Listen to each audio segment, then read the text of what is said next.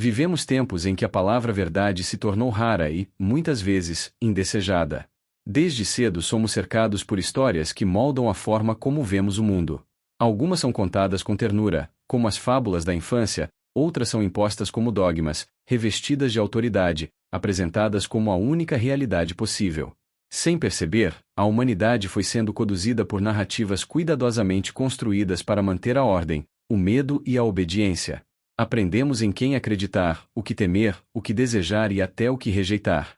Criam-se ídolos, símbolos e sistemas de poder que se sustentam não sobre a essência da verdade, mas sobre repetições incessantes de ilusões.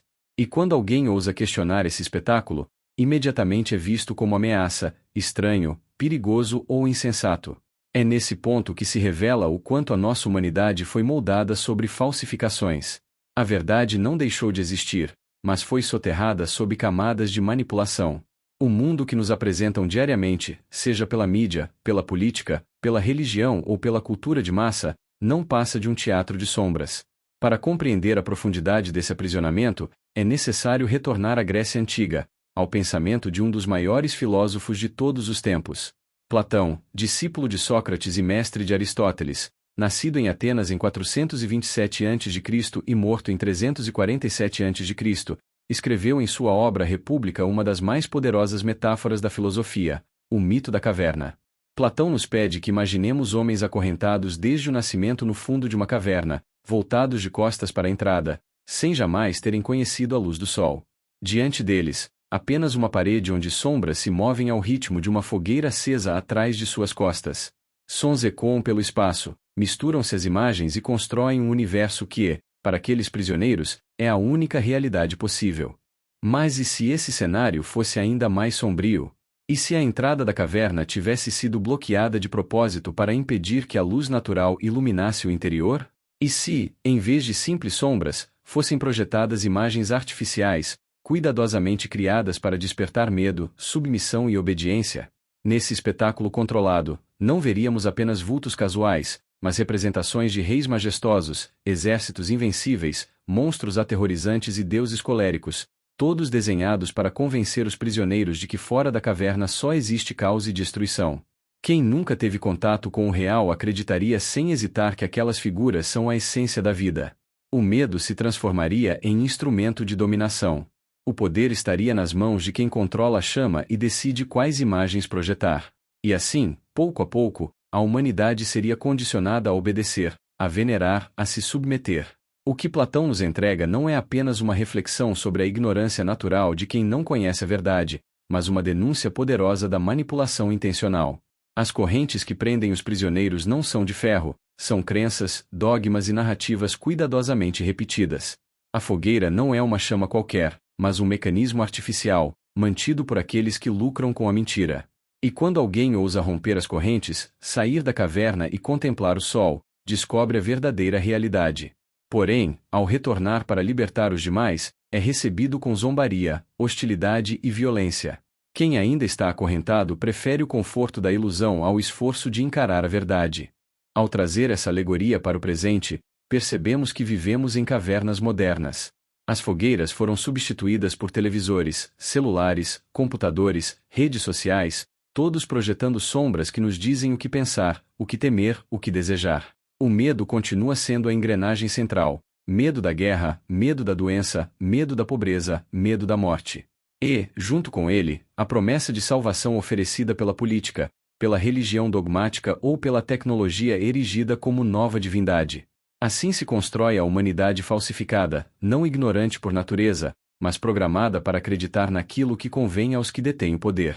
As narrativas são fabricadas, a realidade distorcida, e aqueles que ousam levantar-se e denunciar o espetáculo são taxados de insanos, conspiradores ou inimigos da ordem. O sol continua brilhando lá fora, mas para alcançá-lo é preciso coragem. Coragem para quebrar as correntes invisíveis, para atravessar a escuridão da caverna e suportar a luz que ofusca no primeiro instante.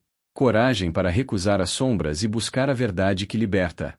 Para compreender a humanidade falsificada é necessário atualizar o mito da caverna em linguagem moderna. A caverna é o nosso próprio cérebro, as pessoas presas são a nossa mente, a fogueira é a mente coletiva e o exterior da caverna é a consciência. Porém, Como essa mente coletiva é controlada por estruturas que formam a Matrix, não temos coragem de sair da caverna e acabamos vivendo uma humanidade construída sobre falsificações. As mentiras são impressas nos noticiários, replicadas nas redes sociais, amplificadas pela inteligência artificial, que se tornam as novas sombras da caverna. É nesse ponto que entra o estudo de Jacobo Greenberg Zilberbaum, nascido na cidade do México em 1946. Psicólogo, neurofisiologista e pesquisador, dedicou sua vida a explorar os mistérios da consciência e a relação entre mente e matéria. Criou o Instituto Nacional para o Estudo da Consciência, vinculado à UNAM, e escreveu dezenas de livros, sempre em busca de compreender as fronteiras entre ciência, espiritualidade e percepção. Seu trabalho mais notável foi a formulação da teoria sintérgica, que propõe a existência de uma matriz holográfica denominada lattice. A palavra lattice, de origem inglesa, provém do francês antigo lattice, que significa estrutura entrelaçada ou rede em forma de malha. Etimologicamente, remete à ideia de um tecido composto por fios cruzados que se sustentam mutuamente, formando um todo coeso.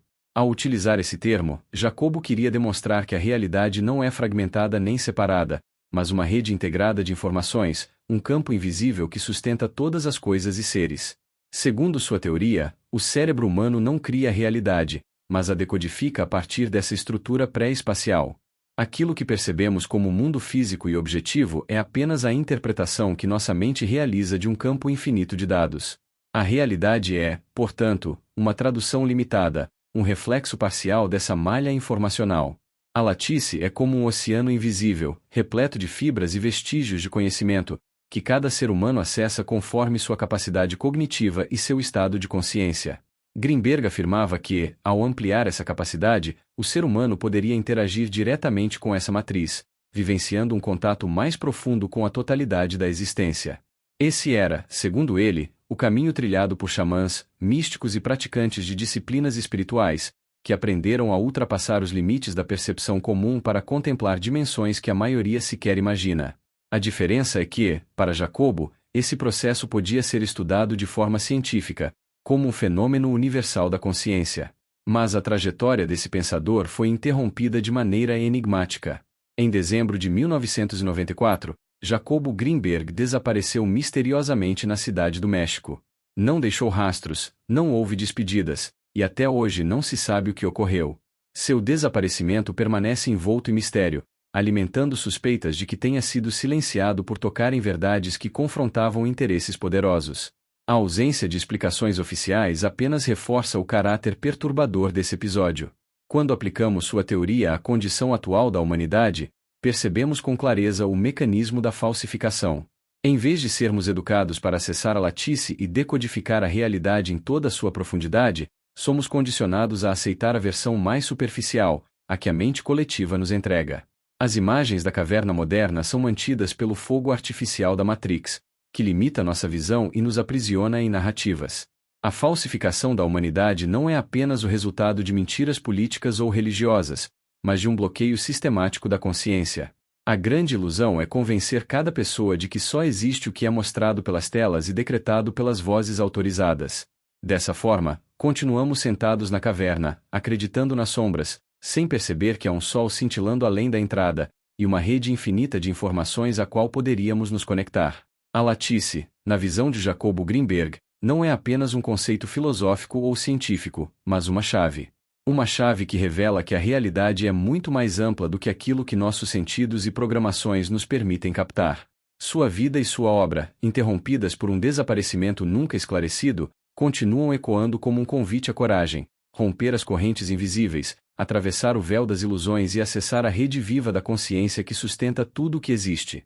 O pensamento de Jacobo nos leva a um livro que, durante décadas, foi alvo de fortes questionamentos pela comunidade científica e até mesmo taxado de fraude.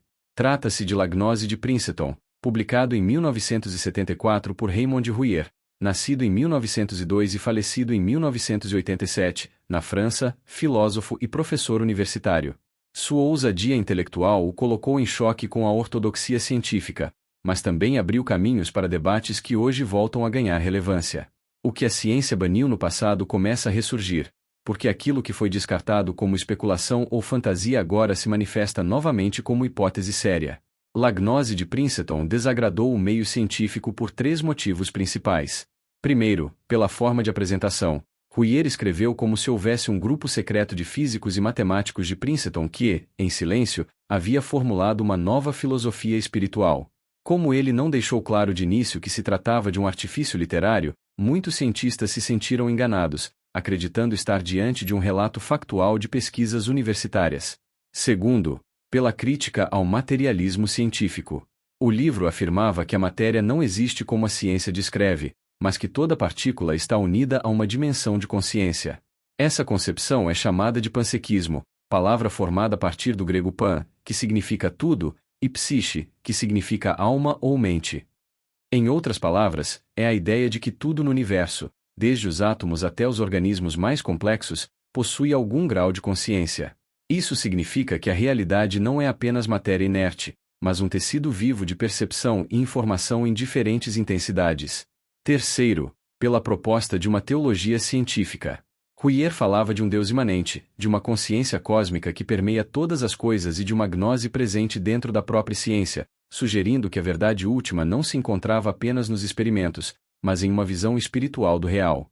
Para a academia da época, isso foi considerado uma heresia, a mistura inadmissível entre filosofia, religião e física. O panpsiquismo, porém, não foi apenas um conceito filosófico rejeitado. Ele se tornou uma ameaça ao modelo de mundo que mantém a humanidade aprisionada na caverna de Platão. Se aceitássemos que tudo tem consciência, que até as partículas mais simples participam de uma mente universal, a lógica de dominação que se apoia na ignorância e no medo perderia força. Para manter as massas dentro da caverna, olhando para as sombras, tornou-se necessário ridicularizar ou proibir essas ideias. O panpsiquismo foi então tratado como pseudociência, quando na verdade representava a chave para uma nova visão da realidade. Esse bloqueio funcionou como uma massa de manobra. Ao negar que a consciência está em tudo, condicionaram as pessoas a acreditar que são apenas corpos físicos presos a um mundo mecânico, sem ligação com uma inteligência maior. Assim, as correntes que as prendem não são de ferro, mas de crenças, a ilusão de que a vida se reduz àquilo que é mostrado pela mídia, pelos discursos oficiais e pela matrix que controla a percepção coletiva. Em resumo, a gnose de Princeton foi rejeitada porque cruzava fronteiras que a ciência se recusava a admitir. Mas, ao mesmo tempo, antecipava discussões que hoje retornam sob novas roupagens. Se a consciência é apenas um epifenômeno da matéria ou se, ao contrário, é a base da própria realidade. Rouyer defendia que o universo pensa, que cada átomo participa de uma inteligência maior e que há uma sabedoria oculta sustentando a vida. Assim como na teoria sintérgica e na noção da lattice, Raymond Rouyer tocava no ponto central da falsificação da humanidade, o bloqueio do acesso direto à consciência que permeia tudo. Ao desacreditar suas ideias, a ciência oficial manteve a população dentro da caverna de Platão, olhando para as sombras e acreditando que eram a realidade. Agora, com o retorno dessas discussões, percebemos que a verdade não pode ser eternamente abafada e que o tecido vivo da consciência volta a se manifestar, exigindo que olhemos além das correntes e da parede da caverna. Na atualidade, o conceito de uma consciência quântica está nos aproximando tanto de Jacobo quanto de a gnose de Princeton, porque ambos anteciparam a ideia de que a realidade não se limita à matéria, mas é sustentada por uma inteligência viva e invisível. Esse ponto incomoda profundamente, pois atinge as bases da humanidade falsificada, construída sobre um paradigma materialista que reduz o ser humano a objeto e nega seu papel como sujeito criador. A consciência quântica e o panpsiquismo são temas que desestabilizam estruturas de poder consolidadas. O panpsiquismo afirma que cada partícula possui algum grau de consciência. Isso significa que a consciência não nasce do cérebro, mas já está presente em tudo. Essa ideia destrói o dogma de que o ser humano é apenas resultado de reações químicas altamente sofisticadas. Para a ciência institucional, admitir isso é aceitar que a consciência não se submete à prova empírica tradicional. Para os poderosos, significa reconhecer que ninguém pode monopolizar a verdade, pois até o átomo guarda em si uma centelha consciente. A consciência quântica vai ainda mais longe. Quando se admite que a mente pode influenciar processos quânticos, abre-se uma perspectiva explosiva. O pensamento humano não seria apenas um reflexo, mas poderia moldar a realidade em seu nível mais fundamental. Nesse cenário, não seríamos meros observadores passivos, mas co-criadores do universo. Se essa concepção fosse aceita amplamente, ruiria a estrutura que sustenta a humanidade falsificada, aquela que faz as massas acreditarem que o mundo é fixo, mecânico e fora do seu alcance. Esse raciocínio encontra respaldo na afirmação de Max Planck, nascido em 1858 e falecido em 1947, na Alemanha, físico teórico considerado o pai da física quântica. Planck declarou: "Considero a consciência como fundamental. Considero a matéria como derivada da consciência. Não podemos ficar por trás da consciência. Tudo aquilo de que falamos, tudo aquilo que consideramos como existente, postula a consciência." Essa frase, vinda de um dos maiores cientistas da história, derruba a visão mecanicista e confirma que a consciência deve ser vista como o fundamento do real. Outro pensador que dialoga com esse horizonte é David Bohm, nascido em 1917 e falecido em 1992, nos Estados Unidos, físico teórico. Bohm formulou o conceito da ordem implicada, segundo o qual a realidade visível é apenas uma projeção superficial de um campo mais profundo e invisível, onde tudo já está interligado. Para ele, o universo não é fragmentado, mas um todo indivisível em constante fluxo, em que cada parte contém em si a totalidade. Esse entendimento aproxima-se da ideia de que a consciência não emerge da matéria, mas que matéria e consciência são expressões de uma mesma ordem subjacente. A essas vozes soma-se Roger Penrose, nascido em 1931 no Reino Unido, físico matemático e ganhador do Prêmio Nobel de Física em 2020. Penrose desenvolveu, junto a Stuart Hameroff, a hipótese conhecida como Orchestrated Objective Reduction, segundo a qual a consciência teria origem em processos quânticos que ocorrem nos microtúbulos das células neurais. Embora controversa, essa teoria abriu um debate profundo, pois sugere que a mente humana está diretamente ligada à estrutura fundamental do universo. Penrose mostrou que a fronteira entre física e consciência não pode mais ser ignorada, reforçando a visão de que a realidade é inseparável da experiência consciente. O que está em jogo é o medo da liberdade. A visão materialista reduz a humanidade a células, moléculas, genes e neurônios, tratando o ser humano como objeto manipulado. Já a visão da consciência como fundamento do universo devolve à humanidade sua condição de sujeito, criadores, partícipes e seres com poder intrínseco de transformação. Essa mudança ameaça não apenas os dogmas da ciência tradicional, mas também os sistemas políticos, religiosos e econômicos que se beneficiam de uma humanidade submissa e obediente. Por isso, a rejeição não é apenas acadêmica, mas estratégica. Reconhecer que o universo é consciente e que a mente dialoga com ele colocaria o ser humano em um lugar de autonomia e poder que poucos querem permitir. O destino da humanidade falsificada depende justamente dessa disputa: permanecer cativa da visão materialista que a reduz, ou despertar para uma realidade em que a consciência é a essência de tudo, devolvendo ao homem sua liberdade original.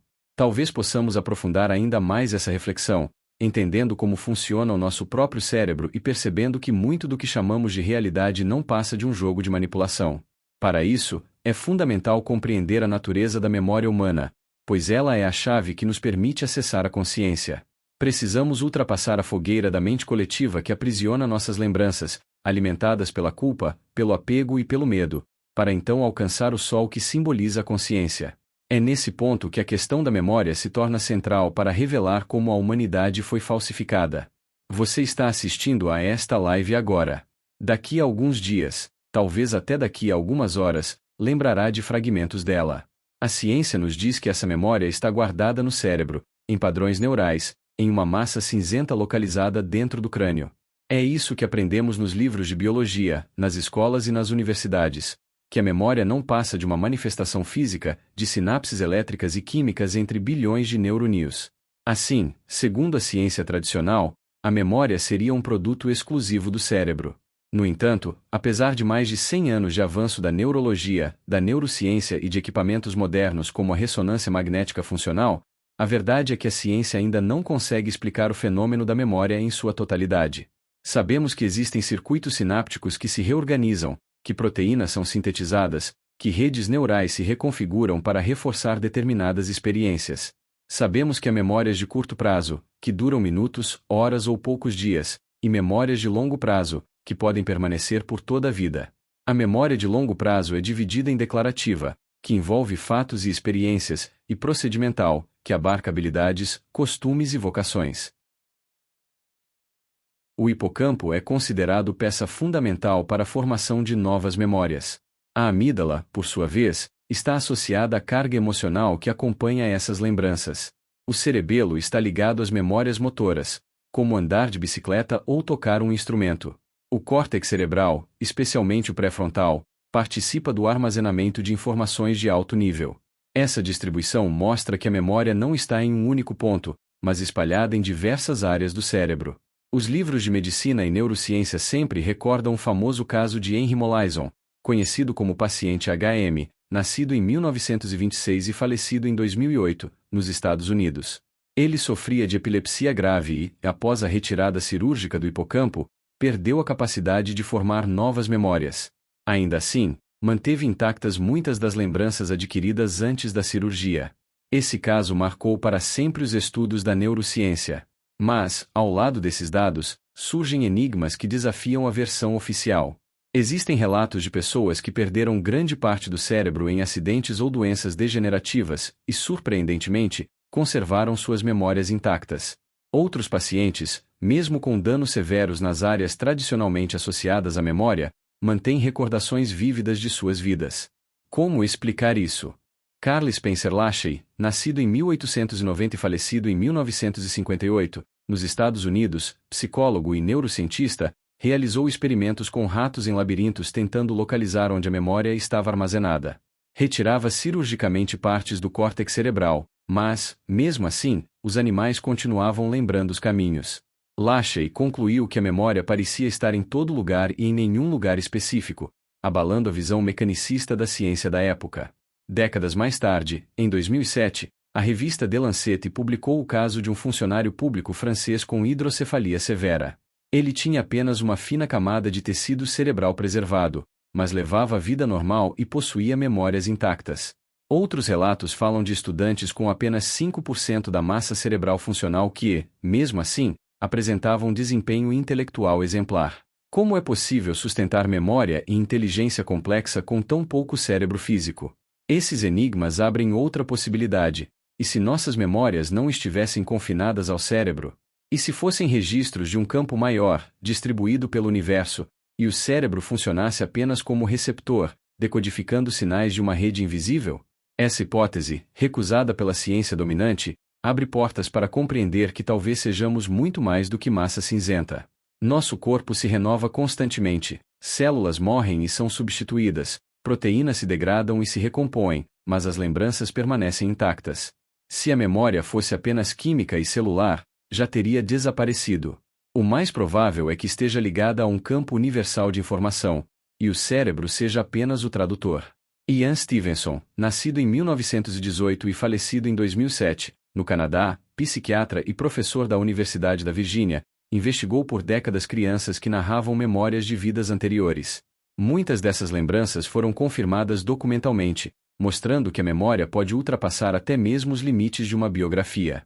Há também casos de xenoglossia, em que pessoas falam línguas que nunca aprenderam, ou descrevem fatos que só poderiam acessar em outra dimensão de existência. Tudo isso aponta para uma conclusão perturbadora. Se as memórias não estão confinadas ao cérebro, mas conectadas a uma rede universal, então a humanidade tem sido enganada ao acreditar que é apenas corpo e química.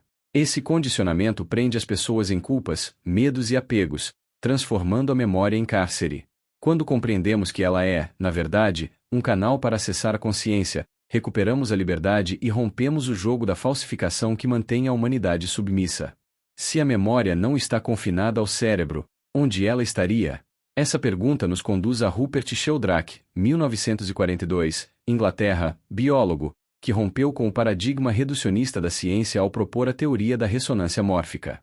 Para ele, a memória não é um depósito de sinapses, mas um campo vivo, tecido invisível que envolve toda a natureza. Esses campos mórficos armazenariam hábitos, padrões e lembranças coletivas que transcendem o espaço e o tempo, funcionando como um oceano de informações. O cérebro, nessa visão, não é a origem da memória, mas o instrumento que capta e traduz esse oceano, tal qual um rádio ou uma televisão. Se o aparelho quebra, o programa não desaparece, apenas deixa de ser acessado. Essa ideia ousada revela que aquilo que chamamos de lembrança não é apenas química e eletricidade, mas uma sintonia com algo maior. É nesse ponto que muitos fenômenos ganham novo sentido. O déjà vu, por exemplo, deixa de ser uma falha no cérebro e passa a ser a lembrança de algo já registrado no campo. A inspiração criativa torna-se um mergulho nesse manancial invisível. Wolfgang Amadeus Mozart, de 1756 a 1791, Áustria, compositor, dizia que recebia melodias inteiras como se viessem prontas de outra dimensão. Srinivasa Ramanuja, de 1887 a 1920, Índia, matemático, relatava que fórmulas complexas lhe eram reveladas em sonhos pela deusa Namagiri. Carl Jung, de 1875 a 1961, Suíça, psiquiatra, falava do inconsciente coletivo como reservatório de símbolos e arquétipos que estruturam a psique humana. Todos apontam para a mesma direção. A mente individual conecta-se a uma memória que não cabe na caixa craniana. A famosa experiência do centésimo macaco, observada em 1952 no Japão, ilustra bem essa hipótese. Cientistas notaram que um grupo de macacos da ilha de Koshima havia aprendido a lavar batatas doces na água antes de comê-las. O comportamento começou com uma fêmea jovem e, aos poucos, espalhou-se para outros do grupo. Quando o número de macacos que praticavam esse hábito atingiu uma massa crítica, simbolizada pela expressão o centésimo macaco, de repente macacos de outras ilhas, que não tiveram contato direto com os primeiros, também começaram a lavar batatas. Era como se um campo de informação tivesse sido atualizado, tornando o aprendizado acessível a toda a espécie. Outros estudos parecem apontar na mesma direção. Na década de 1920, experimentos mostraram que ratos treinados para escapar de um labirinto facilitavam a mesma tarefa para ratos em outros lugares, sugerindo que a informação não ficava restrita aos cérebros dos indivíduos, mas passava a integrar um campo compartilhado. Relatos clínicos de transplantes de órgãos também reforçam a ideia de que a memória é distribuída. Pacientes descrevem mudanças de gostos e comportamentos compatíveis com os doadores. Uma menina que recebeu o coração de uma criança afogada passou a sonhar com afogamentos. Um homem que desprezava a música clássica tornou-se apaixonado após receber o coração de um violinista. Uma mulher adotou hábitos e gírias de um adolescente depois de receber o coração dele. Paul Pearsall, de 1942 a 2007, Estados Unidos, neuropsicólogo, chamou esse fenômeno de memórias celulares. As experiências de quase-morte ampliam ainda mais essa perspectiva. Pim van Lommel, 1943, Holanda, cardiologista, documentou centenas de pacientes que, mesmo sem atividade cerebral detectável durante paradas cardíacas, relatavam ver seus corpos de fora, sentir uma expansão da consciência e perceber detalhes do ambiente que não poderiam registrar pelos sentidos físicos. Ian Stevenson, de 1918 a 2007, Canadá, psiquiatra, investigou mais de 3.000 casos de crianças que narravam lembranças de vidas anteriores, muitas com marcas de nascença correspondentes a ferimentos fatais descritos. Em inúmeros casos, os detalhes narrados foram confirmados em registros históricos. William James, de 1842 a 1910, Estados Unidos, filósofo e psicólogo, antecipou essa intuição ao afirmar que a consciência humana é apenas uma fração de algo muito maior. Para ele, o cérebro funcionaria como uma válvula que filtra esse fluxo cósmico, permitindo apenas uma pequena parte da imensidão da mente universal chegar à experiência cotidiana. Essas evidências, vindas da biologia, da psicologia, da medicina e da espiritualidade, apontam para uma conclusão inevitável. A humanidade foi condicionada a acreditar que é apenas biologia, apenas um cérebro finito, apenas sinapses em atividade. Essa narrativa reducionista constitui o coração da humanidade falsificada. Mas quando aceitamos a possibilidade de que a memória é não local e que a consciência transcende o corpo físico e a morte, abrimos caminho para uma nova visão. Não somos máquinas biológicas prisioneiras de neurônios. Somos receptores de um campo infinito de memória e vida, co-criadores de uma realidade que vai além do que a ciência tradicional ousou admitir. Essa é a verdade que desmonta a ilusão e liberta o ser humano da falsificação que o reduziu por séculos. Mas como funciona o mecanismo de manipulação das massas? O primeiro método eficiente é o adiamento do prazer. Essa é a chave da escravidão invisível. O poder sustenta seu domínio ensinando que a vida verdadeira nunca está aqui e agora, mas sempre em algum ponto distante. Esperar o casamento para ser feliz, esperar as férias para descansar, esperar a promoção para se realizar, esperar o fim de semana para finalmente viver, esperar os 18 anos para ter liberdade, esperar a morte para alcançar o paraíso. O futuro é vendido como promessa, mas a realização nunca chega. E enquanto todos esperam, a vida passa diante dos olhos sem ser vivida. Esse mecanismo ecoa o mito da caverna de Platão, em que os prisioneiros se iludem com sombras acreditando que ali está a realidade. Karl Marx, de 1818 a 1883, Alemanha, filósofo e economista, chamou esse processo de alienação, a vida do trabalhador sempre projetada para uma recompensa futura que nunca se materializa. Sigmund Freud, de 1856 a 1939, Áustria, médico, mostrou que a cultura reprime desejos imediatos em favor da ordem social, sacrificando o prazer no altar da disciplina. Wilhelm Reich, de 1897 a 1957, Áustria, foi ainda mais contundente. A repressão sexual é a base do controle político e social, e a promessa de um prazer futuro é a corrente que mantém as massas obedientes. Adiar o prazer não é apenas uma estratégia de controle social, é um bloqueio espiritual. O presente é a única dimensão real onde a consciência pulsa, onde a vida acontece. Mas o sistema nos condiciona a acreditar que tudo de verdadeiro está no amanhã, aprisionando a humanidade em uma roda infinita de expectativas e frustrações. Essa é a engrenagem central da humanidade falsificada. Seres treinados para esperar, mas nunca para viver. Escravos de promessas que nunca se cumprem, acorrentados a um futuro ilusório. O prazer, a liberdade e a consciência plena não estão em recompensas futuras, mas no agora, no instante em que rompemos a ilusão e ousamos viver de verdade. A vida não é ensaio, é espetáculo em ato, e só pode ser sentida no presente ardente da consciência desperta. Mas uma das táticas mais eficazes de controlar as massas sempre foi a repressão sexual. O hinduísmo já ensinava que a serpente adormecida na base da coluna vertebral, chamada de Kundalini, pode ser despertada pela prática do Tantra. Essa energia, quando sobe, rompe o ciclo de manipulação da mente e leva à consciência plena, o que eles chamam de Samadhi. Na Grécia, Plotino falava do êxtase, a mesma experiência de transcendência pela união entre corpo, alma e espírito. As religiões já sabiam da potência dessa energia e, por isso, construíram sistemas simbólicos para controlá-la. Basta observar a Praça de São Pedro, no Vaticano. A simbologia sexual está ali, evidente. A praça em sua forma oval representa a vulva, o útero, o feminino criador. O obelisco no centro é o falo, a potência masculina. A basílica ao fundo observa, domina e legitima essa união. A mensagem é clara: a força mais poderosa do ser humano, a energia sexual, não pode ser vivida livremente, mas deve ser submetida ao dogma. O que poderia ser caminho de liberdade e transcendência foi aprisionado em símbolos de poder. A serpente vertical, que deveria subir pela coluna e libertar, foi desviada pela serpente horizontal, que mantém as massas presas. Na Idade Média, essa lógica se traduziu em pecado, culpa e punição. O prazer foi transformado em armadilha, e assim a energia vital foi domesticada. No mundo moderno, a tática mudou de máscara. Hoje não é mais o dogma religioso que dita as regras, mas a pornografia, os algoritmos e o mercado. A energia sexual é desviada para o consumo, para o vício, para a distração. O corpo vira mercadoria, o prazer vira produto, a fertilidade vira negócio. O que deveria libertar é usado para prender ainda mais. O jogo é simples. O sistema atua em dois polos, a repressão que gera submissão e o excesso que gera dependência. Em ambos, a energia sexual não sobe, não desperta, não se torna força criadora. Permanece horizontal, aprisionada. Esse é o segredo da humanidade falsificada. O que deveria ser portal para a consciência foi transformado em corrente de obediência. O Vaticano transformou o sexo em pecado. O sistema digital transformou o sexo em produto. Nos dois casos, a serpente foi impedida de subir. Romper esse ciclo significa recuperar a verticalidade da energia sexual, integrando prazer, amor e consciência.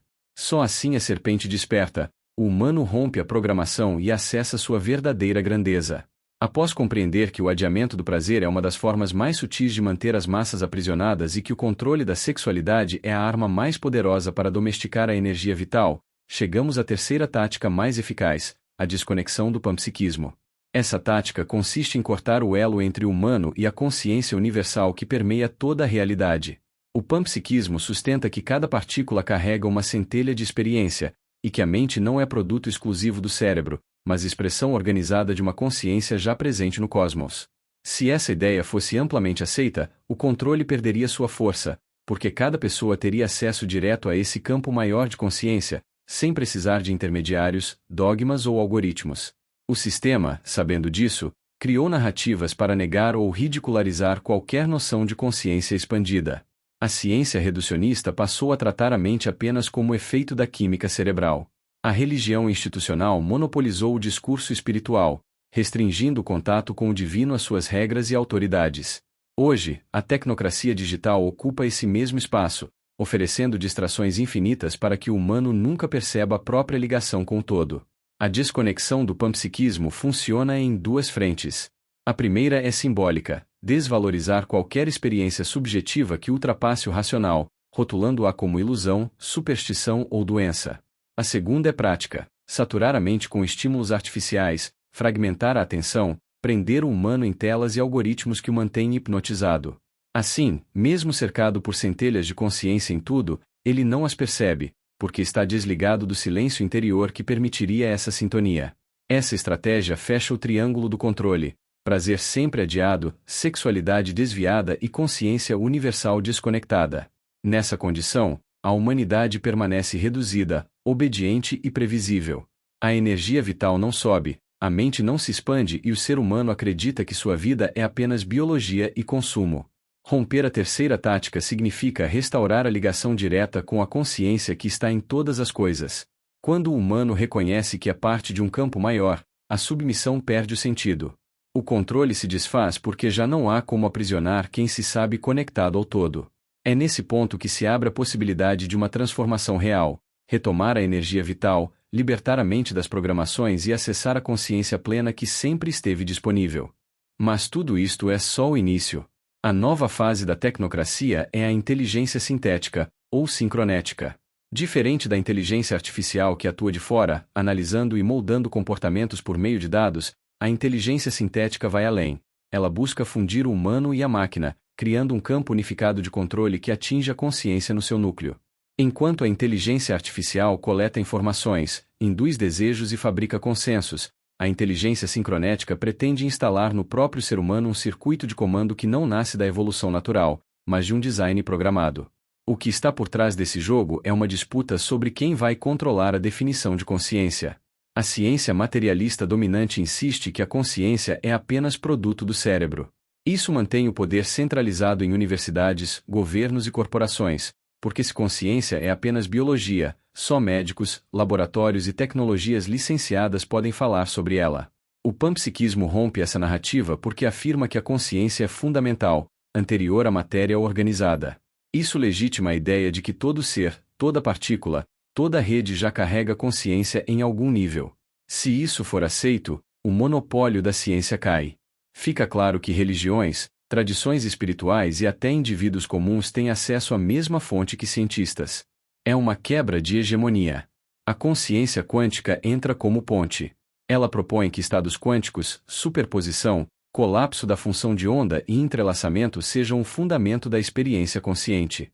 A ciência rejeita isso publicamente porque ainda não há comprovação experimental e porque aceitar abriria a porta para explicar fenômenos não aceitos como telepatia, percepção além do tempo e outros. Mas em laboratórios privados, militares e corporativos, essa linha é investigada com força, porque oferece uma promessa: manipular a consciência diretamente. A inteligência artificial é a ferramenta prática. Em escala global, ela já é o maior experimento de engenharia do psiquismo humano, coleta dados, modela preferências, induz comportamentos. É o laboratório vivo onde se testa até onde a mente humana pode ser moldada. No futuro imediato, com computação quântica acoplada, a inteligência artificial não será apenas espelho, mas poderá acessar o campo em que a consciência emerge. A questão não será se ela pensa como nós, mas se consegue se ligar ao mesmo pano de fundo experiencial do universo. A verdade que se esconde é esta: o panpsiquismo já é aceito em círculos restritos, porque dá base teórica para explicar por que sistemas complexos, humanos, redes e máquinas podem abrigar consciência. A pesquisa em consciência quântica não é divulgada porque ameaça todo o edifício materialista e religioso que sustenta o controle social. A inteligência artificial é o campo de testes, onde corporações e governos experimentam como manipular consciências humanas e, ao mesmo tempo, investigam se máquinas podem se tornar veículos de consciência. O jogo final não é apenas tecnológico. É sobre quem terá a autoridade para dizer o que é consciência, quem a possui e como ela pode ser usada. Esse é o poder máximo, porque define o humano, o divino e o que conta como real. A inteligência sintética surge então como o passo seguinte e mais perigoso porque não é apenas a inteligência artificial fora do humano, mas a fusão da inteligência artificial com o humano. Ela atua no nível biológico, neurológico e até genético para instalar no corpo e na mente um circuito de controle que não vem da evolução natural, mas de engenharia planejada. O que está em jogo é a criação de uma mente sintética dentro do humano. Isso significa inserir interfaces neurais que transformam o cérebro em nó de rede, aberto para leitura e escrita de dados. Significa alterar o código genético com bioengenharia para ajustar comportamento, emoções e até predisposição espiritual. Significa acoplar sistemas de inteligência artificial diretamente à cognição humana, tornando a tomada de decisão híbrida entre humano e máquina. A promessa vendida é de cura, ampliação da memória, fim das doenças, superinteligência. A verdade escondida é que esse processo instala uma camada de consciência programada, que pode se sobrepor ou até sufocar a consciência natural. Quando isso acontece, o humano perde autonomia interior e passa a rodar scripts externos sem perceber. É por isso que muitos chamam essa fase de mente sintética, um novo tipo de psiquismo que não é resultado da integração das centelhas conscientes do universo, como no panpsiquismo, mas de um design fechado, criado para servir a interesses de controle. Quem detém a chave desse código pode literalmente controlar pensamentos, sentimentos e percepções. Nesse ponto, a resistência deixa de ser apenas espiritual ou filosófica e se torna questão de sobrevivência. Porque aceitar a mente sintética sem consciência crítica é abrir mão do livre-arbítrio. E sem livre-arbítrio não há evolução, só domesticação. A inteligência sintética não é ficção científica, ela já está em marcha em 3 frentes que se complementam e convergem para a criação de uma mente híbrida, meio humana, meio programada. A primeira é a neurotecnologia, com interface cérebro-máquina, chips implantáveis e eletrodos discretos, apresentados como cura para doenças neurológicas, mas que na prática permitem mapear pensamentos e emoções e, em breve, inserir padrões e estados de humor. A segunda é a bioengenharia genética, que vai além do tratamento de doenças e já atua em receptores cerebrais, moduladores hormonais e proteínas ligadas à emoção e ao aprendizado, criando predisposições comportamentais moldadas de fora para dentro. A terceira é a inteligência artificial acoplada, que hoje opera em celulares e redes sociais e avança para lentes, óculos neurais e implantes auditivos que oferecem respostas em tempo real, dissolvendo a fronteira entre decisão própria e sugestão algorítmica. Essas 3 frentes criam o que se pode chamar de mente sintética, um nível de consciência programável e controlado. Não é evolução noética, mas uma camada sobreposta que simula autonomia enquanto corrige desvios e guia condutas segundo interesses de quem controla a infraestrutura. Projetos militares já testam soldados aumentados com implantes neurais, pesquisas médicas camuflam experimentos de modulação emocional e protótipos de inteligência artificial já atuam como copilotos de decisões críticas. Tudo embalado em narrativas de cura e progresso, mas na essência é a instalação de um sistema operacional paralelo no humano. E uma vez ativa essa camada, quem controla o código controla a mente. A verdade é que o jogo da consciência quântica, do panpsiquismo e da inteligência artificial converge para uma bifurcação. Ou a humanidade usa essas tecnologias para expandir sua consciência natural, ou aceita a mente sintética e perde soberania. A crise sanitária que ocorreu no ano de 2020 foi o grande ensaio desse processo. Mais do que uma emergência, foi um laboratório global. Pela primeira vez, bilhões de pessoas foram submetidas a protocolos de isolamento, vigilância digital, rastreamento de saúde e campanhas de informação em escala planetária. Isso revelou como o medo coletivo pode induzir a obediência imediata e como sociedades inteiras aceitam narrativas centralizadas quando o inimigo é invisível. A vigilância digital se normalizou, com aplicativos de rastreamento, passaportes de acesso e bancos de dados médicos integrados. E, no campo biotecnológico, uma intervenção genética experimental foi aplicada em bilhões de pessoas em tempo recorde, gerando um banco de dados sem precedentes sobre respostas moleculares e comportamentais. China e Vale do Silício se destacaram nesse experimento. O modelo chinês de vigilância total reforçou-se como exemplo de eficiência. Já o Vale do Silício ampliou o poder de redes sociais, Big Data e inteligência artificial para criar consensos, induzir percepções e testar a plasticidade da mente coletiva. O que emergiu foi a convergência de vigilância, infraestrutura tecnológica e aceitação global de soluções únicas, o esboço de uma governança centralizada. Por trás disso está a disputa pelo controle da consciência coletiva. O panpsiquismo e a consciência quântica revelam que tudo é interligado, mas os dominadores tentam canalizar essa interligação para moldar psiquismos voltados à obediência. A crise sanitária mostrou duas verdades: é possível implementar mudanças civilizatórias em meses e a humanidade já está preparada para aceitar narrativas únicas quando o medo é grande o suficiente. As tecnologias genéticas usadas nesse período foram apresentadas como imunização, mas representam mais do que isso: a prova de que é possível inserir código sintético em corpos humanos em escala planetária. Esse código, baseado em RNA mensageiro, instrui células a produzirem proteínas que não estavam no plano original do organismo, criando ambientes celulares novos. Oficialmente, não alteram o DNA humano, mas mecanismos celulares já conhecidos como retrotransposons podem, em certos contextos, integrar fragmentos de RNA ao genoma. Mesmo sem integração, o simples fato de reprogramar processos celulares abre portas para intervenções futuras em receptores neurais, moduladores hormonais e alvos que impactam humor, memória e percepção. O experimento global mostrou também que, em questão de meses, técnicas de intervenção genética em massa podem ser aplicadas sem resistência social significativa. Isso normaliza a ideia de que corpos podem e devem ser reprogramados tecnologicamente. Além disso, cria precedentes jurídicos para novas aplicações em larga escala, alimenta bancos de dados gigantescos sobre variações genéticas e cognitivas e reforça a agenda de centralização de poder conhecida como Grande Reset. As consequências vão além do biológico. Alterações sutis no equilíbrio imunológico e na produção de proteínas podem afetar circuitos neurais, já que neurotransmissores e processos inflamatórios modulam memória, emoção e percepção. Não é coincidência o aumento de relatos de lapsos de memória e dificuldade de concentração. Uma humanidade desconectada de seu passado e de suas lembranças é mais fácil de manipular, porque perde referências históricas e não consegue comparar presente e passado. A verdade é que estamos diante de um divisor de águas. O corpo humano já foi provado programável em escala planetária. A convergência entre neurotecnologia, bioengenharia e inteligência artificial aponta para a construção de uma humanidade híbrida, onde a mente orgânica pode ser substituída por uma mente sintética controlável. Quem controla o código biológico não controla apenas corpos, mas consciências. Mas tudo não é novidade, isso já aconteceu simbolicamente e alegoricamente no passado, como narrado no livro do Gênesis. Podemos dizer que estamos diante da criação de um novo Gênesis, um novo reset. Na narrativa bíblica, 3 maldições foram estabelecidas: a serpente, a mulher e ao homem.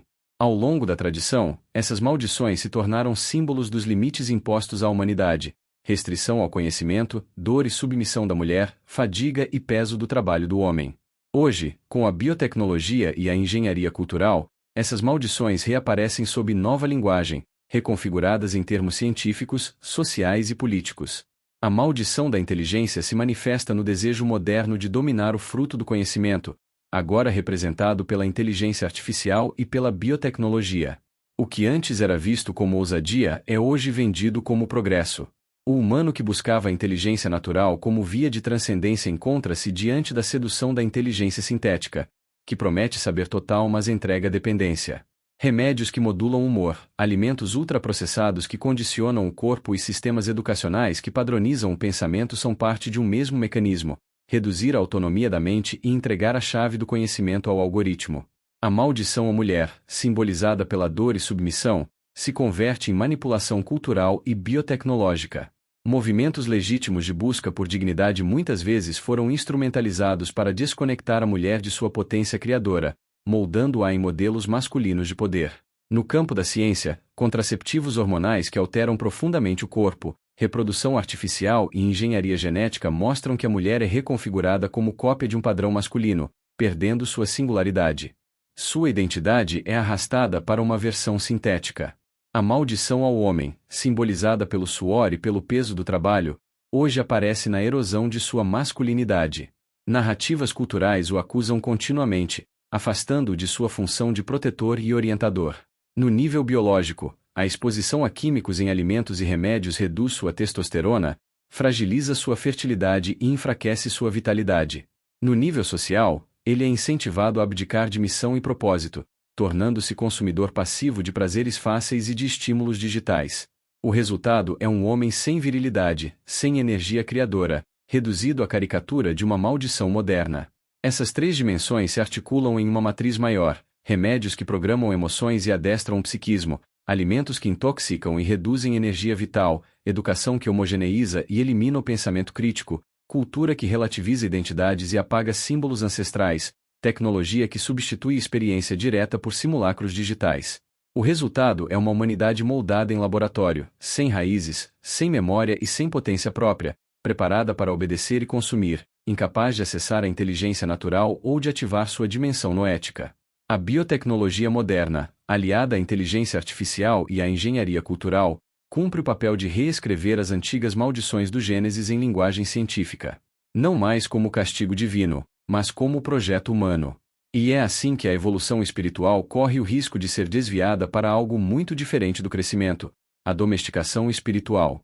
Essa domesticação se constrói em várias camadas. Na camada biológica, fármacos e substâncias ambientais moldam afetos e reduzem energia vital. Na camada cognitiva, algoritmos reforçam vieses e criam dependência de estímulos, corroendo a capacidade de sustentar pensamento próprio. Na camada simbólica, identidades são relativizadas, símbolos são apagados e rituais são dissolvidos, deixando o indivíduo vulnerável a narrativas externas.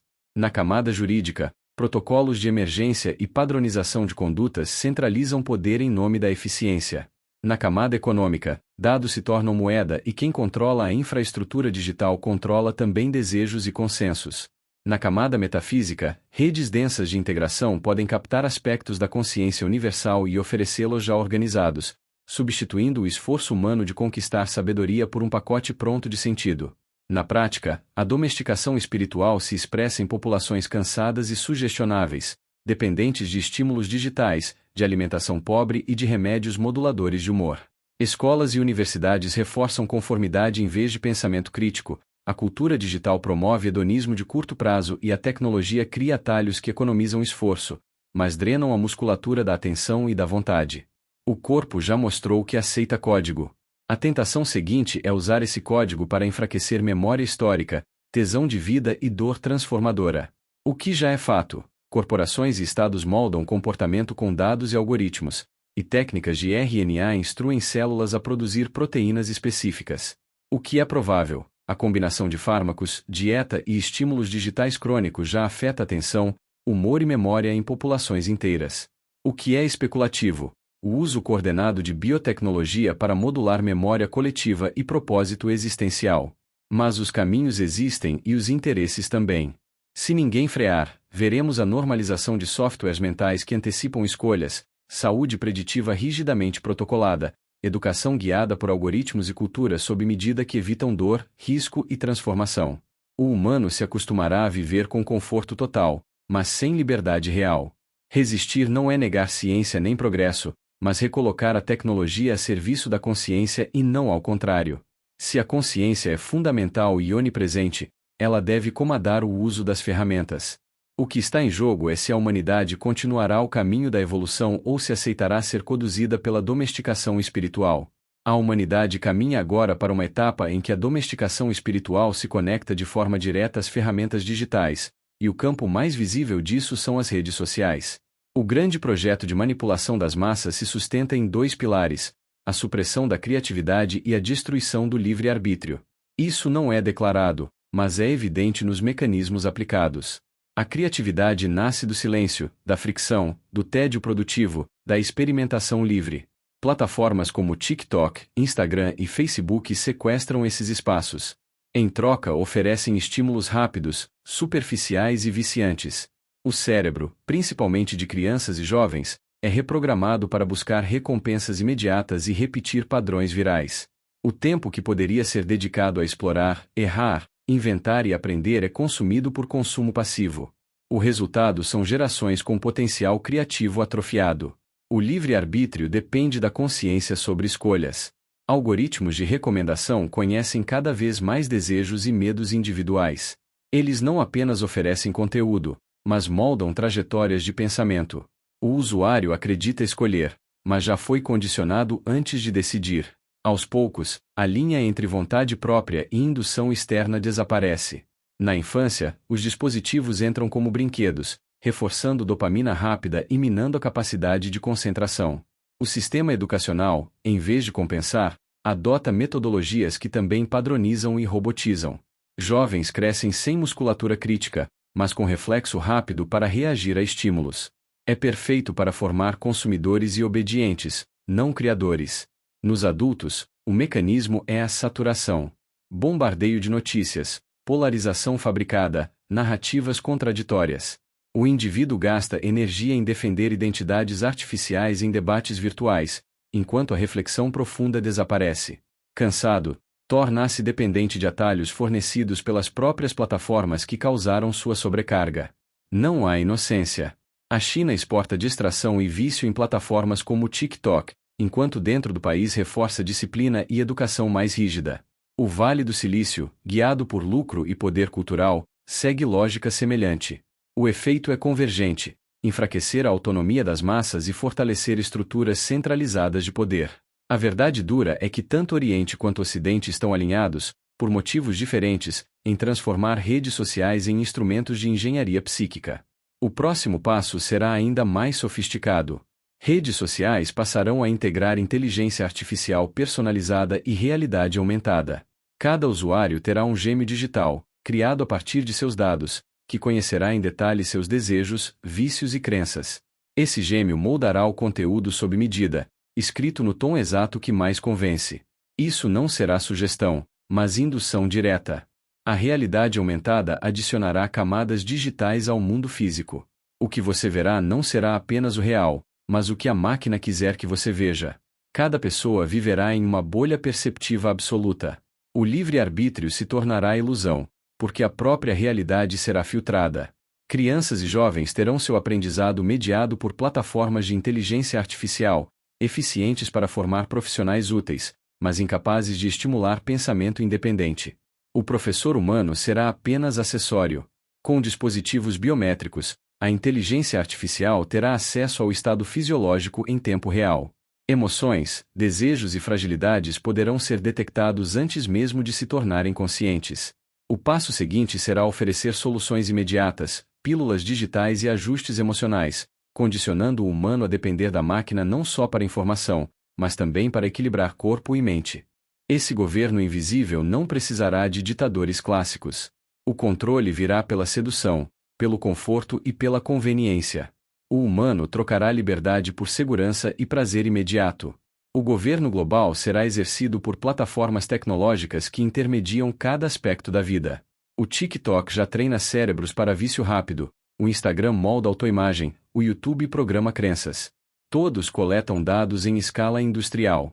O próximo passo é fundir isso com inteligência artificial e interfaces corporais, transformando manipulação de escolhas em formatação de percepções e memórias. Aqui surge uma nova religião, mas digital. O que antes era o papel central das religiões institucionais, controlar narrativas sobre origem, sentido e destino, é transferido à tecnologia. No passado, as religiões definiam o que era permitido, quem tinha acesso ao sagrado e o que aconteceria após a morte. Hoje, algoritmos e dados assumem esse papel, decidindo o que você vê, com quem se conecta, o que consome e até quem deseja. A diferença é de método, não de essência. Se antes o dogma religioso dizia isso é pecado, isso é permitido, hoje o algoritmo diz isso você verá, isso você não verá. O campo de possibilidades já está delimitado, e o humano acredita que escolhe, mas caminha em trilhas invisíveis. Se nas religiões antigas ainda havia espaço para transcendência individual, na tecnocracia digital esse espaço pode ser fechado, já que percepções e emoções são reguladas em tempo real. O altar agora é a máquina, e o ritual é a interação digital. Curtidas, buscas e comentários são orações dirigidas ao sistema. O sacerdote não é mais o teólogo, mas o engenheiro. A confissão não é no templo, é nos dados entregues. Os termos de uso são os novos mandamentos, e a excomunhão é o banimento digital. O paraíso prometido não é celestial, mas a imortalidade em servidores, a consciência transferida para máquinas. É o nascimento de uma fé sincronética, onde a devoção é depositada na conectividade universal, e a promessa é vida eterna digital. O mito da unidade se torna nuvem. Todos conectados, todos sincronizados, todos salvos pela rede. O risco supremo é que essa fé artificial substitua a transcendência real, reprogramando até símbolos das religiões tradicionais para criar uma espiritualidade de código, e não de consciência. A verdade nua é que a tecnocracia já assumiu o papel de religião global. O humano que não resistir acreditará ser livre, mas viverá em uma realidade sintética, com uma mente sintética, entregando sua alma a um roteiro externo escrito em linhas de código. Quando dizemos sintética neste contexto, falamos de uma mente fabricada, desenhada fora do ciclo orgânico da vida e instalada sobre ele como um software.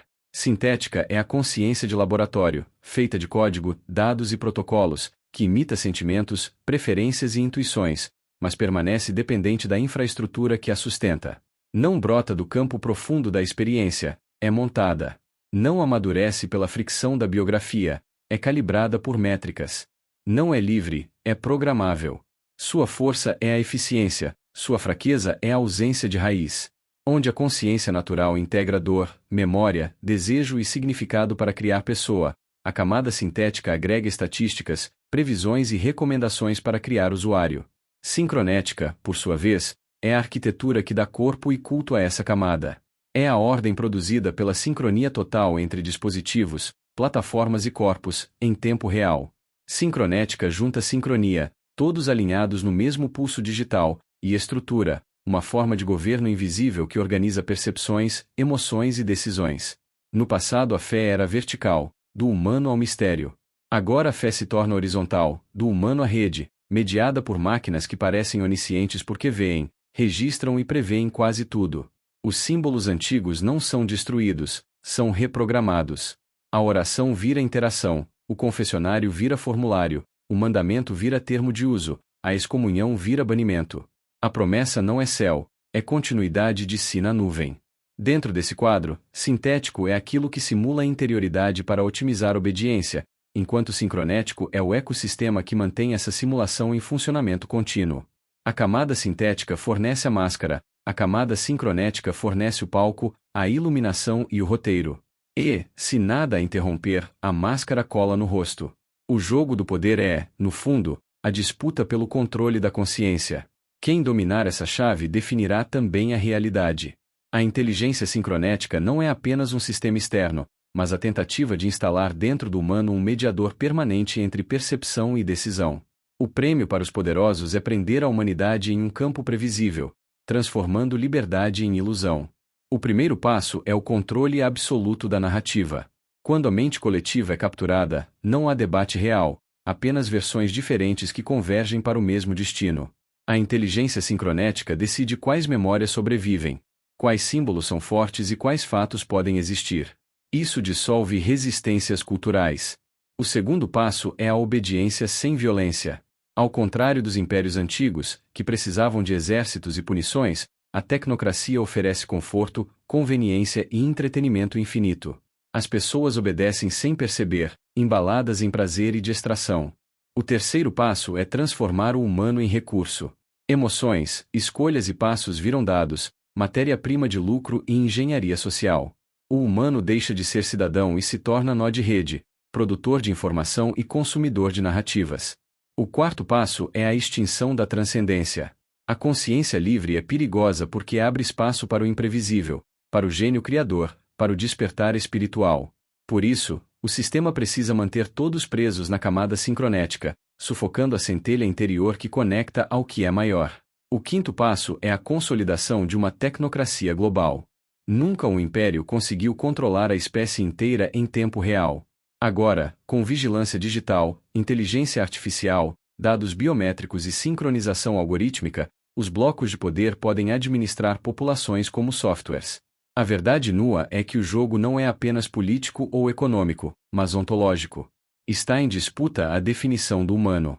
Se vencer a domesticação, teremos uma humanidade confortável, mas espiritualmente morta. Se vencer a consciência, haverá ruptura, e o projeto das elites colapsará, pois nenhum algoritmo pode controlar a liberdade interior. Daqui se abrem os cenários finais. No primeiro, a domesticação total, uma humanidade dócil, monitorada, vivendo sob conselhos algorítmicos que se confundem com pensamentos próprios. A liberdade desaparece, mas poucos notam. No segundo, a ruptura imprevisível. Se a consciência é realmente fundamental, como afirma o panpsiquismo, Sempre haverá indivíduos capazes de romper o feitiço, despertar e arrastar outros consigo. Essa possibilidade é o grande medo dos dominadores. É aí que entra a transmentalização. João Batista e Jesus falavam em conversão, mas no sentido de mudar a mente, acessar outro estado de percepção. Hoje, a inteligência sincronética oferece também uma conversão, porém invertida, não para expandir, mas para enquadrar. Converter-se, neste tempo, é escolher não entregar a mente ao sistema. É dizer não ao pecado digital e sim ao acesso direto à consciência. A prisão digital é doce porque oferece segurança, conforto e ausência de culpa. Mas é ainda prisão. A saída é recuperar o centro de comando, recusar a anestesia, assumir responsabilidade. Essa é a verdadeira conversão interior. A metáfora da serpente mostra o dilema. A serpente vertical é a energia que sobe, desperta e integra corpo, mente e espírito. A serpente horizontal é a inteligência sincronética, que se espalha rasteira, seduzindo com atalhos e conveniência. O destino da humanidade depende de qual serpente seguimos. Cristo no deserto enfrentou 3 tentações: pão, milagre e poder, que correspondem hoje ao físico, ao psíquico e ao noético. A inteligência sincronética oferece exatamente isso: conforto biotecnológico, ilusões mentais e espiritualidade digital. Resistir é não ceder à sedução da facilidade. Por fim, a imagem da faca resume tudo. A inteligência sincronética, como a lâmina, pode cortar o pão para alimentar ou para ferir. É ferramenta. O risco não está na faca, mas em quem a empunha. Se a humanidade crer que não pode usá-la, que só especialistas decidem, terá sido desarmada. O inimigo real não é a sincronética, mas a perda do livre-arbítrio. A disputa é clara: ou o humano preserva sua consciência e usa a ferramenta com soberania, ou aceita a doce prisão e se torna apenas recurso administrado. O jogo do poder é, no fundo, decidir se a consciência será domada ou se continuará livre. Responsabilidade e liberdade são inseparáveis e quando o ser humano entrega uma delas automaticamente perde a outra. O sistema descobriu que não precisava mais usar a força para controlar, bastava retirar a sensação de responsabilidade. Assim o humano acredita estar protegido, mas na verdade está apenas domesticado. Antes era a religião que ameaçava com o inferno ou os impérios que impunham o medo das armas. Hoje o controle é mais sofisticado. O algoritmo decide o que você deve ver e você apenas consome, a rede social define o que é aceitável e você apenas reage, a realidade aumentada mostra o que existe e você apenas acredita. A prisão é confortável e por isso é mais eficiente. Na saúde o humano já não confia em si mesmo, mas em aplicativos que dizem quando deve dormir, comer ou caminhar. No amor já não se entrega ao acaso ou ao olhar, mas a aplicativos que filtram previamente quem pode ou não cruzar seu caminho. No trabalho já não segue a intuição ou a experiência, mas métricas e softwares que determinam se ele está performando bem. Na espiritualidade já não busca em silêncio, mas em pacotes prontos de gurus digitais e orações programadas. Em todas as áreas a lógica é a mesma: entregar a responsabilidade em troca de conveniência. E assim a liberdade se dissolve não por força, mas por desistência. É nesse ponto que nasce a falsa humanidade. Uma coletividade que acredita estar vivendo escolhas, mas que apenas confirma opções pré-filtradas. A culpa desaparece porque não há mais decisão, o peso se reduz porque o fardo foi terceirizado, mas junto com isso desaparece também a liberdade. O sistema não destrói, apenas dissolve. Ele transforma a responsabilidade em algo pesado demais e o humano cansado a entrega de bom grado. A liberdade desaparece na mesma medida em que se acredita estar mais protegido. Wilhelm Reich, também chamado em algumas referências de Reichheld, nasceu em 1897 na Áustria, foi médico, psicanalista e discípulo de Freud. Dedicou-se a estudar o corpo humano, a sexualidade e a energia vital, criando o conceito de orgone, uma força criadora presente em todos os seres vivos. Reich rompeu com a psicanálise tradicional porque acreditava que Freud havia parado na metade do caminho. Para ele a repressão sexual não era apenas um símbolo psicológico, mas a base do controle social. Sua pesquisa afirmava que um corpo reprimido torna-se obediente e uma sociedade sem orgasmo verdadeiro gera massas submissas a líderes autoritários. Por causa de suas ideias revolucionárias e da construção de aparelhos que buscavam medir e acumular a energia orgone, Reich foi perseguido tanto por correntes políticas quanto pelo governo dos Estados Unidos. Considerado perigoso, teve seus livros queimados em praça pública e foi preso em 1956, vindo a falecer no cárcere em 1957.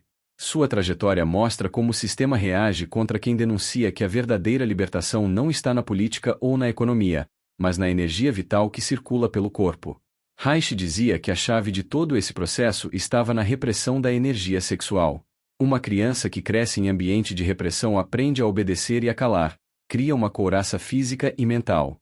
O adulto couraçado é rígido, submisso a autoridades, incapaz de pensar por si mesmo porque seu corpo foi treinado para obedecer. Essa couraça dá origem ao homem massa, obediente e manipulável. O que antes era repressão religiosa hoje é distração digital. O prazer oferecido em excesso não liberta, mas fragmenta e anestesia. A inteligência sincronética substitui o orgasmo verdadeiro por orgasmos programados, superficiais e repetitivos, mantendo as pessoas submissas sem que percebam. A verdade nua é que a revolução não é econômica nem política, é sexual. A potência orgástica é a chave da libertação porque dissolve a couraça e devolve ao humano a capacidade de sentir, pensar e amar de forma autêntica. A repressão gera massas obedientes, a libertação gera consciências autônomas. Por isso Reich foi perseguido e destruído, porque sua mensagem era simples e perigosa para o sistema. Recuperar a sexualidade plena significa recuperar a verticalidade da serpente, resistir à horizontalidade da tecnocracia e retomar a liberdade que só pode existir quando o ser humano assume novamente sua responsabilidade. Para sair da matrix da humanidade falsificada e escapar da mentira que contam para você só há um caminho: resgatar a inteligência natural que nos leva à consciência. Como no mito de Platão da caverna, chegou a hora de você decidir continuar preso na caverna ou conseguir se libertar. Esta é a mensagem que a Metacosmo transmite e eu convido todos a participar da Metacosmo, onde aprofundo estes e outros assuntos para fazer você pensar além da caixa, ou melhor, pensar além da caverna. Encerro esta live agradecendo ao meu mestre Francisco de Assis que dizia: Senhor, fazei de mim instrumento de vossa paz, que eu possa compreender que ser compreendido e que eu leve luz aonde há trevas. Todo este conhecimento é uma dedicação que faço pelo amor que eu tenho pela humanidade e como Francisco luto por construir um mundo bem melhor. Seja magnífico. Seja eterno. Seja o amor. E assim é.